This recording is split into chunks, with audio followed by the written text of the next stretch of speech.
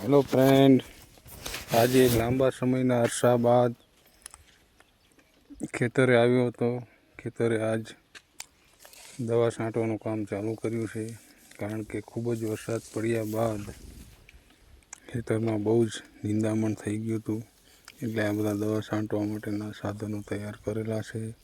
આ દવાની બોટલ છે, દવાનું ડબલું છે, દવા છાંટવાનો પંપ છે, દરેક વસ્તુ છે. આ પંપને લોડ કરી દીધો છે અને હવે હું પંપ ઉપાડવા જઈ રહ્યો છું. ઉપાડીને પછી છાંટવા માટે જઉં છું. તો તમે વિડીયોમાં આગળ બન્યા રહેજો. કેવી રીતે દવામાં સ્પ્રે થાય છે, કઈ રીતે છાંટવામાં આવે છે, કઈ રીતનું નિંદામણ નાશ થાય છે, દરેક આ બ્લોગમાં આવશે. આ બ્લોગ મારો બીજો બ્લોગ છે આ ચેનલ ઉપર. પહેલાં મેં કોઈ બ્લોગ બનાવ્યા છે, પણ એવા બધા મને ખાસ આવડતું નથી કે બનાવવા. મને ખાલી લિપ સિંગિંગ કરતાં આવડે છે. તો અમે ફર્સ્ટ નહીં પણ સેકન્ડ ટ્રાય કરી છે. તો તમને પસંદ આવે મારો બ્લોગ તો જરૂર લાઈક કરજો, સબસ્ક્રાઈબ કરજો, એ ચેનલને આગળ ગ્રો કરાવજો. તો હવે હું ચાલતો જઈ રહ્યો છું. જે આપણું ચાસ આવે લોકેશન, એવા આ રીતનું નિંદામણ ઘાસ ઉગ્યું છે. જો એમાં સ્પ્રે કામ કરવા માટે તમે આગળ ઉપર બન્યા રહો.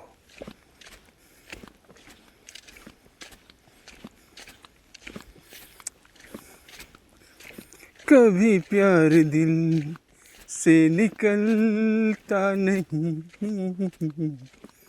वफाओं का मौसम बदलता नहीं. कभी प्यार दिल से निकलता नहीं, वफाओं का मौसम बदलता नहीं. वफा हमने की है, वफा हम करेंगे. वफा हमने की है, वफा हम करेंगे. कि मर जाएंगे और क्या हम करेंगे. कि मर जाएंगे और क्या हम करेंगे. तुम्हें दिल से कैसे जुदा हम करेंगे. જો મિત્રો, આ રીતે સ્પ્રેઇંગ કરવામાં આવે છે. જે નિંદામણ ઉપર ખાસ કરીને સ્પ્રે મારવામાં આવે છે. એનાથી 3-4 દિવસના અંતરાલ પછી આ નિંદામણ બધું પીળું પડવા માંડે છે ઓટોમેટિક, અને ધીરે ધીરે સુકાવા માંડે છે. અને મૂળિયાઓ તૂટવા માંડે છે અને એકદમ સુકાઈને ખરી જવા લાગે છે, જે ફરીથી ઉગતું નથી અને પાકને સંરક્ષણ મળે છે. નિંદામણ પણ કેવડું મોટું થઈ ગયું છે. જો ખૂબ જ વરસાદ પડ્યો, વરસાદ દરમિયાન કોઈ પણ કામકાજ થઈ શક્યું નહીં. એટલા માટે આ બધું થઈ ગયું. બે વાર મજૂર દ્વારા નિંદામણ કરવા છતાં આ નિંદામણજન્ય ખેતર હોવાથી આમાં નિંદામણ થયા જ કરે છે. અને માલનો વિકાસ પણ, પાકનો વિકાસ પણ અટકાવી દે છે. હજુ આને દિવાળી પછી કપાસ વીણવાનો છે. મેં અત્યારે નિંદામણની દવા સ્પ્રે કરી રહ્યો છું. તમે આગળ જોતા રહ્યો. આ રીતે એક પણ નિંદામણનું છોડ્યા વગર દરેક ઉપર સ્પ્રે મારવામાં આવે છે. અને આ દવા એ ટાઈપની આવે છે કે જે નિંદામણને જ અસર કરે છે, બીજા કોઈ પણ પાકને કે એના ફાલ ફૂલને અસર નથી કરતી. તો એક મિની વ્લોગ બનાવવા જઈ રહ્યો છું. બાકી તો તમે મારી ચેનલને ખૂબ જ ટૂંક સમયમાં ઘણો ગ્રોઈંગ કરાવી છે. એ બદલ હું તમારો ખૂબ ખૂબ આભાર પણ માનું છું. કારણ કે હું ખાલી લિપ સિંગિંગ માટેની વિડીયો બનાવું છું. અમુક મોટિવેશન વિડીયો પણ મૂકું છું. દરેક વિડીયોને તમે લાઈક કરો છો, સપોર્ટ કરો છો. મારો ગુજરાતી સબસ્ક્રાઈબ વર્ગ અને હિન્દી સબસ્ક્રાઈબ વર્ગ બંને છે. હિન્દી સબસ્ક્રાઈબ વર્ગમાં લિપ સિંગિંગ પણ ચાલે છે અને રો વોઇસ બંને ચાલે છે. અને ગુજરાતી સબસ્ક્રાઈબ વર્ગમાં સત્સંગ મોટિવેશન વિડીયો પણ ચાલે છે. એટલે આમ જોવા જઈએ તો તમે મને ઘણો સપોર્ટ આપો છો કે નવી ચેનલ છે એકદમ.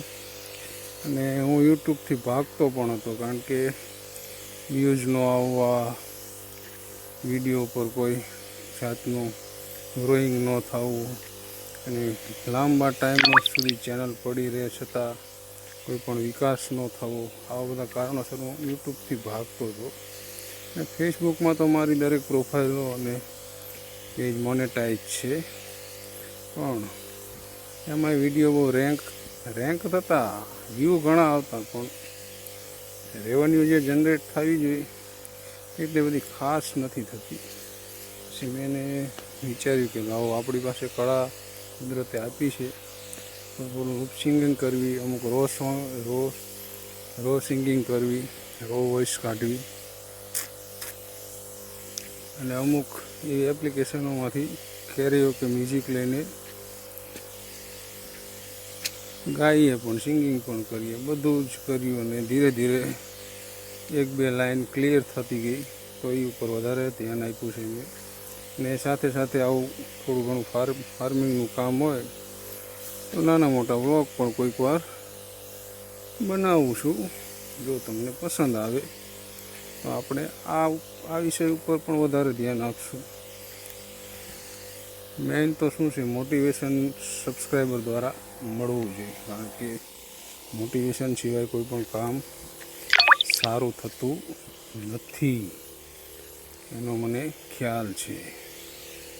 તો તમે જોતા રહેજો કઈ રીતનું સ્પ્રેઇંગ થાય છે, કઈ રીતનું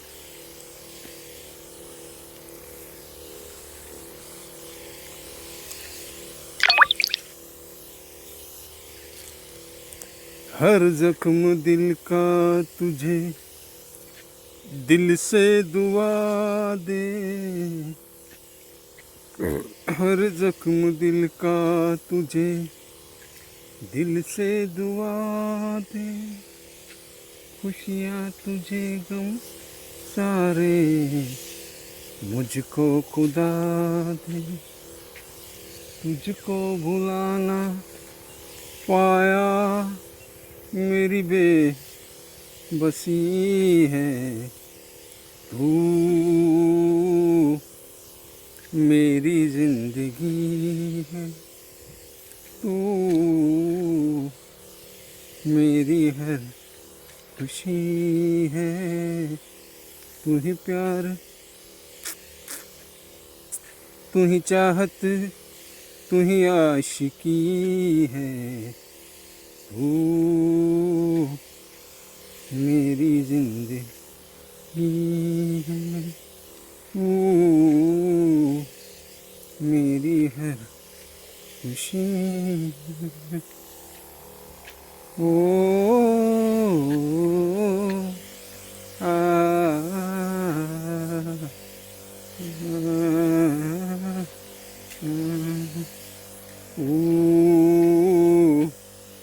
मेरी जिंदगी. આ રીતે સ્પ્રે કરવા બાદ 1-2 દિવસ પછી આ જે એકદમ લીલું અને એકદમ ગ્રીન ઘાસ દેખાય છે એ પીળું પડી જાય છે. પીળું પડ્યા પછી, જોકે આ અડધા કલાક પછી જ આમાંથી એનું જે ચેતના નૂર જે હોવું જોઈએ ઓછું થતું જાય છે, પણ કલરનો ફેડ થવામાં 2 થી 3 દિવસ લાગે છે. 2 થી 3 દિવસ બાદ એકદમ યલો કલરનું ઘાસ થઈ જાય છે. યલો કલરનું ઘાસ થયા બાદ એમાં ધીરે ધીરે સુકાવા માંડે છે. સુકાવ્યા બાદ ધીરે ધીરે ખરવા પણ માંડે છે, તૂટવા પણ માંડે છે એની જાતે જ તે. અને તોડીએ તો, હાથમાં લઈને મસળીએ તો ભૂકો પણ થઈ જાય છે. એ રીતનું આમાં હોય છે.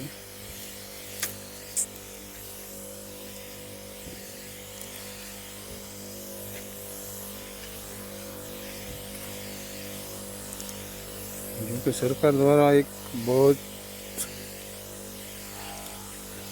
સરકાર દ્વારા એકદમ ખૂબ જ સરસ દવાઓ અત્યારે બનાવવામાં આવી છે, જેનાથી ખેડૂતોનું કામ અમુક ટકા આસાન થઈ ગયું છે. નહીંતર આટલું બધું નિંદામણ ક્યારે અને કઈ રીતે અમે મજૂરો દ્વારા પણ કાઢી શકીએ, કારણ કે ટાઈમ બહુ જ લે છે. બીજા ટાઈમ પાક લેવામાં પછી લેટ થઈ જવાય છે. એટલા માટે પણ આ કરવાથી 4-5 દિવસની અંદર આ બધું કામ કરી શકીએ છીએ. બસ એ રીતની વાત છે. બસ આગળ તમે જોતા રહ્યો શું થાય છે શું નહીં.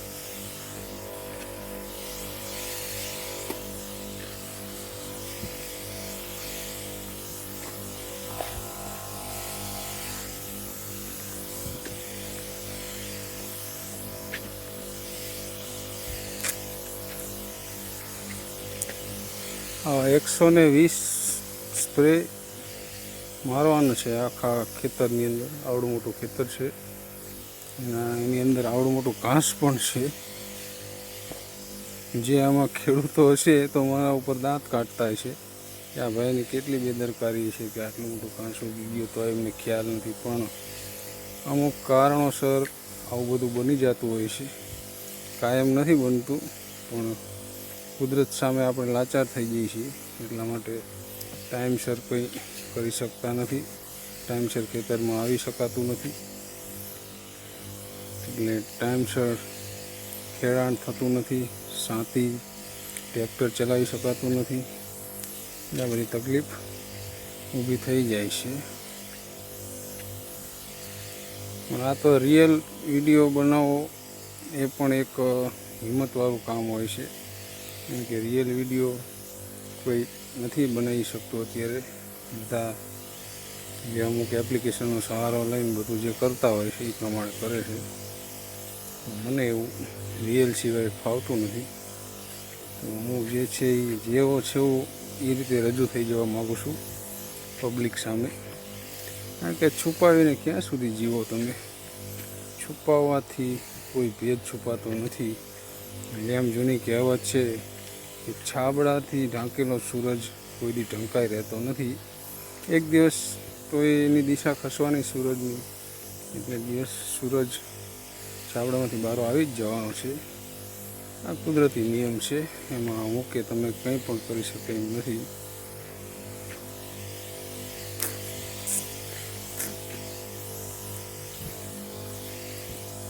આમાં અમુક ખેડૂત વર્ગ જોશે એ રીતની કોમેન્ટો પણ આપશે જે મારે સ્વીકાર્ય અને શિરોમાન્ય કરવી પડશે, કારણ કે થોડું લેટ ગોઈંગ થઈ ગયું છે અને આ બધું પ્રોબ્લેમ વધારે પડતો થઈ ગયો છે નિંદામણનો.